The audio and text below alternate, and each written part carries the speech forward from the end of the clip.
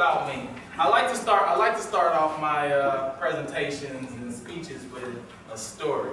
So in this story, I talk about a dream that I had a couple months ago. I had a dream where it was me and a really good friend. We were in this village. We were starving, we were hungry, and my friend's like, hey, let's go to the village. So we're in the village, we're looking around. People it's like, no, you can't have any food. And I see this big fruit tree. And this fruit tree has these beautiful fruit, and I go to grab one of these fruit, and my friend's like, Willie, no, that fruit is poisonous. And I'm like, oh, my bad. So we go on. Second day goes by, I go to grab the fruit, my friend's like, Willie, didn't I tell you the fruit is poisonous? I'm like, oh, yeah. Third day goes by, I go for the fruit, my friend's like, Willie, the fruit is poisonous, leave it alone. I'm like, look, man, I have been starving this entire time. Either I starve to death, or I eat this fruit and be full and die that way. So I took a bite of the fruit, I scrunched my eyes, and I opened it, and I find out that the fruit's not poisonous. It was my friend that was poisonous the entire time. There's things and ideas that might be poisonous in your life. For example, when I say that, I'm from St. Louis. So when I told people in St. Louis, hey, I'm going to LA to be an actor, he was like, Billy, don't, hey, calm down, go to school, stay here in St. Louis, get a good job, and be good. I was like, no, man, all right, fine. A couple months go down, like a year went past, and I'm like, hey, man, I'm going to LA. It's like, to do what? I'm like, to be an actor. It's like, you know, the only people in St. Louis that's ever made it was Nelly and Cedric the Entertainer.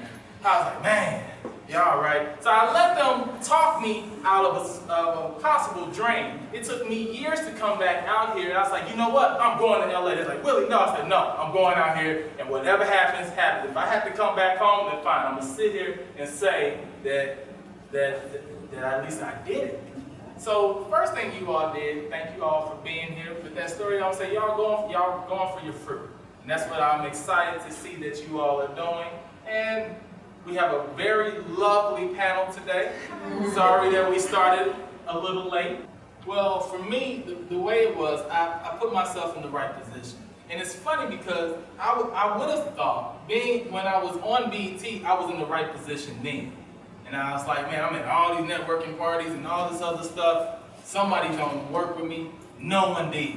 It wasn't until I look at it as this example. I heard this story where, let's say you're on the side of the road and your car's there, and you see people, they're like, hey, help me. No one ever stops to help that person.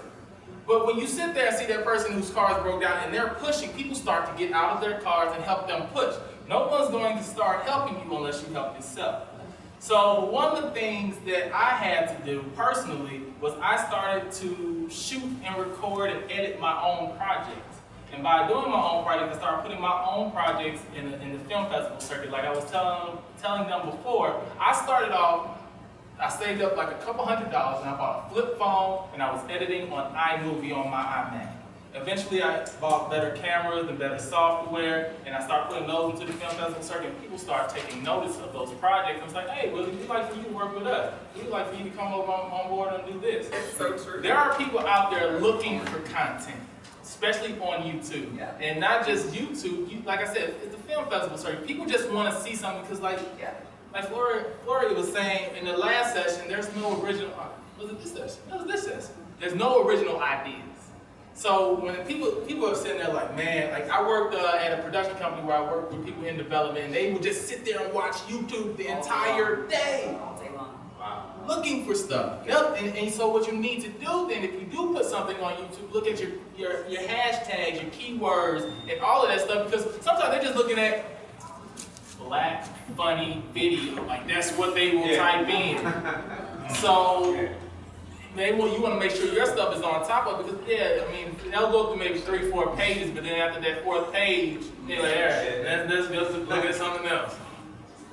Now to piggyback on that, can it be, to say for instance, you put stuff out there, should you be concerned about the big companies taking your idea? I mean, there's always that risk. Yes. I mean, when you think of when you're drinking water, you got Crystal Guys or Fiji. Yeah. I mean, so it's a gamble, but some gambles work out, some gambles don't. Like the lady that, like the Matrix. The Matrix was somebody else's idea. She ended up suing like, hey, they took my idea, this is what I did. I mean, there's a lot of lawsuits. Sometimes some people go for them, they don't, because they don't want to get blackballed and all that other juicy stuff. But you're just gonna have to. Right. Definitely have to sell yourself. I told this story last time where it's really about the will to do.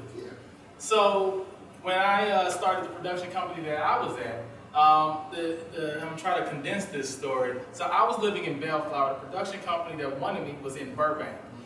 To me to get to Burbank, I had to ride my bike a mile to get to the train station, take the green line to the blue line to the red line, to the 796, and rode my bike just to the interview. 3.5, almost 4 hours, both ways.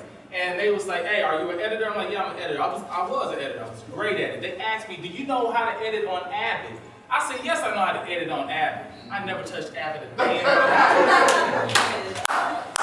I went to YouTube.com. Man, I went to YouTube College, Google University, and Lynda.com. And I told them, I was like, let me work here 2 to 3 weeks for free. And they was like, oh, perfect, yeah, do that. I worked there for free so I could get hands-on experience. And I learned how to do it myself. Riding my bike every day, 3.5 hours each way to get to this job. And I left that job, and I was training and bringing in a new AE and told him about all the stuff that's happening there. And he's like, oh, so we had a conversation, mutual conversation. I was like, what school did you go to? He's like, oh, I went to, I think he said Cal State. I was like, oh man, that's nice. He's like, what school did you go to learn how to do this? I'm like, oh, I didn't go to school before, I learned it on YouTube. He was like, what?